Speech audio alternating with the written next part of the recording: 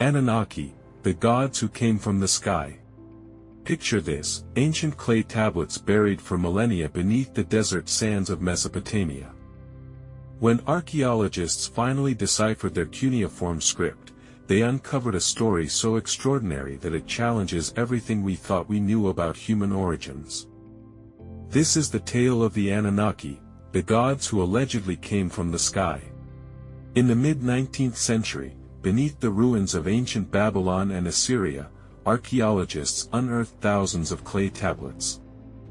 Among them were the Epic of Gilgamesh and creation myths that predated the Bible by thousands of years. But buried within these ancient texts was something far more extraordinary, detailed accounts of beings called the Anunnaki, literally meaning, those who came from heaven to earth. The story begins not on Earth, but on a distant planet called Nibiru, a world caught in an elliptical orbit that brings it close to our solar system once every 3,600 years. According to these ancient texts, Nibiru was dying. Its atmosphere was deteriorating, and its inhabitants, an advanced race of beings, faced extinction. The Anunnaki were not merely mythological gods, but flesh and blood extraterrestrial beings with technology far beyond anything humans could imagine. Their planet's atmosphere was hemorrhaging into space, and they discovered that only one substance could save their world: gold. Not for wealth or decoration, but as microscopic particles that could be dispersed into Nibiru's atmosphere to create a protective shield. Their scientists calculated that Earth, this small, blue planet in a neighboring solar system, contained vast quantities of this precious metal. And so began the greatest space mission in cosmic history. Around 445,000 years ago, according to researcher Zecharia Sitchin's interpretation of these tablets, the first Anunnaki spacecraft descended through Earth's atmosphere. The mission was led by Enki, a brilliant scientist and engineer, along with his half-brother Enlil, a strict military commander. Their father, Anu, remained the supreme ruler on Nibiru. The Anunnaki established their first settlement in what is now the Persian Gulf region, ancient Mesopotamia, the cradle of civilization. They called it Eridu, and it became their base of operations.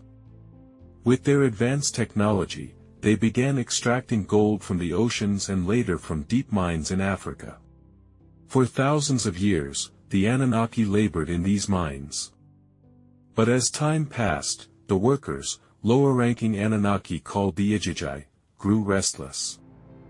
The work was backbreaking, even for their advanced physiology. They toiled in the depths of African gold mines, far from their home world, with no end in sight to their cosmic exile. Around 300,000 years ago, the inevitable happened. The Igigi revolted. The rebellion was swift and decisive. The Igigi surrounded Enlil's command center, their tools of labor transformed into weapons of protest. They demanded relief from their endless toil. Enlil, the authoritarian commander, wanted to crush the rebellion with force.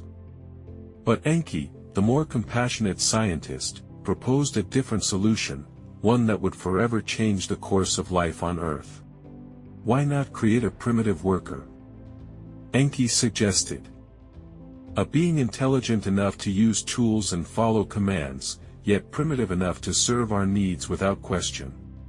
The raw material for this experiment already existed on Earth: primitive hominids who had evolved naturally over millions of years. These early humans were strong but lacked the cognitive abilities necessary for complex tasks. What happened next reads like science fiction, yet it's detailed meticulously in the ancient texts. In a sophisticated laboratory, Enki and his team began genetic experiments that would make modern scientists envious. They extracted genetic material from themselves and carefully combined it with that of the existing hominids. The process was complex and fraught with failures. Early attempts produced beings that were too animal-like or too godlike. But eventually, after numerous trials, they succeeded in creating the perfect worker, Homo sapiens, us. The first successful creation was called Adamu, from which we get Adam, meaning the first man. Later, they created Tiamat, similar to Eve, the first woman. These weren't just random evolutionary leaps, they were deliberate genetic engineering projects conducted by beings with technology that seemed godlike to anyone who witnessed it. The Garden of Eden, described in later religious texts, may have been Enki's genetic laboratory, a controlled environment where the first genetically modified humans were nurtured and studied. Here, the Anunnaki observed their creations, taught them basic skills, and determined their fitness for the intended purpose.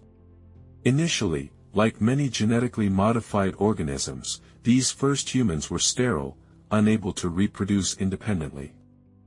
This was intentional. The Anunnaki wanted to control their population. But Enki, growing fond of his creations and recognizing their potential, secretly modified their genetics to allow reproduction. This decision would later cause a massive rift between the two brothers and lead to consequences that would echo through human history. As generations passed, something unexpected happened. The human workers began to display intelligence beyond their intended parameters. They started asking questions, showing creativity, and developing emotional bonds with some of their Anunnaki overseers. Some Anunnaki, particularly those working closely with humans, began to share knowledge that was supposed to remain secret. They taught humans about astronomy, mathematics, metallurgy, and agriculture. These Anunnaki were called the Watchers, and their unauthorized knowledge transfer was considered a grave violation of cosmic law. The texts describe how certain Anunnaki even took human women as mates, producing hybrid offspring of extraordinary size and ability, the Nephilim, or giants, mentioned in various ancient texts. These unions were forbidden, as they further contaminated the genetic experiment and created beings that were neither fully human nor fully Anunnaki. The situation on Earth became increasingly complex. Humans were multiplying rapidly and spreading across the planet. Some had acquired advanced knowledge and were developing their own civilizations. The hybrid Nephilim were becoming powerful leaders, but their divided nature made them unpredictable and often violent. Enlil grew alarmed. This was not what they had planned. The humans were supposed to be simple workers, not an intelligent species capable of independent thought and action. He began to see them as a threat, not just to the mining operation, but potentially to the Anunnaki themselves. Reports reaching Nibiru painted a picture of chaos and genetic contamination. The original mission, to mine gold and return home, was becoming compromised by unauthorized biological experiments and emotional attachments. Around 13,000 years ago, as Nibiru approached Earth on its regular orbital cycle, a decision was made at the highest levels of Anunnaki leadership. The human experiment had gone too far. It was time to end it. Anu, the supreme ruler, and the Council of Nibiru decreed that humanity should be allowed to perish. They had detected signs of an approaching natural disaster, massive floods that would result from the gravitational effects of Nibiru's close passage and the ending of the last ice age. Rather than warn or save the humans, they decided to let nature take its course. All Anunnaki were sworn to secrecy. They would retreat to their spacecraft and orbital stations, wait out the catastrophe, and then return to a cleansed Earth to resume their mining operations. But Enki could not bear to see his creations destroyed. In secret, he appeared to one of his most faithful human servants, a man known to us as Noah, called Utnapishtim in the original Sumerian texts. In a dreamlike vision, Enki warned him of the coming deluge and provided detailed instructions for building a massive vessel. "Build a boat," Enki whispered, according to these specifications. "Take aboard your family and representatives of all living creatures.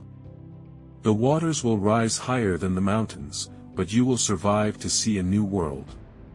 The construction of the ark was a monumental undertaking, requiring advanced engineering knowledge that Enki secretly provided.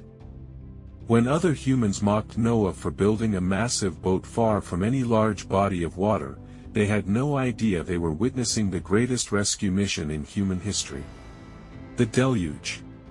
When Nibiru's gravitational pull finally triggered the catastrophic floods, the destruction was beyond imagination. Walls of water hundreds of feet high swept across continents. Entire civilizations vanished in a matter of days. The carefully constructed cities of early humanity disappeared beneath the churning waters. From their spacecraft, the Anunnaki watched in horror as their creations perished. Even Enlil, who had approved the plan, was moved by the scale of the devastation. The ancient texts describe how the gods themselves wept at the destruction they had allowed to unfold. But when the waters finally receded and Noah's Ark came to rest on solid ground, the surviving Anunnaki were amazed to discover that some humans had survived. Enlil was initially furious, suspecting that someone had violated the oath of silence. But when he learned it was Enki who had saved humanity, he realized there was no going back. Recognizing that humanity had proven its resilience and right to exist, the Anunnaki leadership made a momentous decision. Rather than attempting another extinction, they would establish a new relationship with their creations. Humans would be allowed to rebuild and flourish, but under the guidance and oversight of selected Anunnaki who would remain on Earth as gods and rulers. This marked the beginning of the post-flood civilization, where the Anunnaki established themselves as the pantheon of gods worshipped by early human cultures. Enki became known as Ea, the god of wisdom and water. Enlil became the god of air and authority. Their descendants and subordinates became the various gods and goddesses of Mesopotamian, Egyptian, Greek, and other ancient mythologies. But this arrangement was not permanent. Around 4,000 years ago, as human civilization grew more sophisticated and independent, most of the Anunnaki prepared to leave Earth permanently. Their mission was complete. Enough gold had been extracted to save Nibiru, and humanity had evolved into a self-sufficient species capable of continuing the work if needed. Before departing, they established the foundations of human civilization, the first cities, legal codes, mathematical systems, and astronomical knowledge. They chose certain humans to serve as intermediaries, kings and priests who would maintain order and continue to provide resources if the Anunnaki ever returned. The departure was gradual, with different groups of Anunnaki leaving at different times. Some chose to remain, integrating so thoroughly with human society that their divine nature became obscured over generations. Others retreated to hidden bases, maintaining minimal contact with the surface world. According to the ancient texts, the Anunnaki's departure was not permanent. They promised to return when Nibiru next approached Earth, a cycle that occurs every 3,600 years. Each return would bring opportunities to check on humanity's progress, collect any needed resources, and potentially recruit humans for adventures among the stars. The last recorded close approach of Nibiru occurred around 600 to 700 BCE, coinciding with significant changes in human civilization and the rise of classical antiquity. If the cycle continues as predicted, the next approach would occur sometime in the near future, a prospect that both excites and terrifies those who take these ancient accounts seriously. Today, proponents of ancient astronaut theories point to numerous unexplained aspects of human history as evidence that the Anunnaki story might be more than mythology.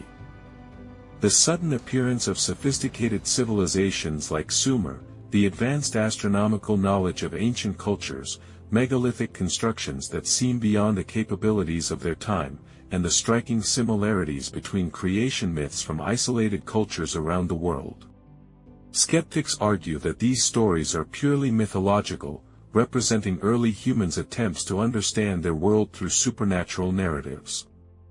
They point out that extraordinary claims require extraordinary evidence, and that alternative explanations exist for most of the archaeological anomalies cited by ancient astronaut theorists. But regardless of whether one believes in the literal truth of the Anunnaki accounts, they raise profound questions that continue to fascinate humanity. Are we alone in the universe? How did human civilization develop so rapidly? What accounts for the gaps in our evolutionary record? And if advanced beings did visit Earth in the past, might they return again? The ancient clay tablets of Mesopotamia, with their detailed accounts of gods who came from the sky, continue to challenge our understanding of human history and our place in the cosmos. Whether viewed as historical records, mythological masterpieces, or something in between, the story of the Anunnaki remains one of the most captivating mysteries of the ancient world. In the end, perhaps the most intriguing aspect of the Anunnaki story is not whether it happened exactly as described, but what it reveals about humanity's eternal quest to understand our origins and our destiny among the stars. The gods who came from the sky may have departed long ago, but their legacy lives on in every human who looks up at the night sky and wonders, are we alone? The truth may be hidden in ancient texts, buried beneath desert sands, or written in the stars themselves. But one thing is certain, the story of the Anunnaki continues to capture imaginations and challenge assumptions about the greatest mystery of all, the origin and purpose of human civilization.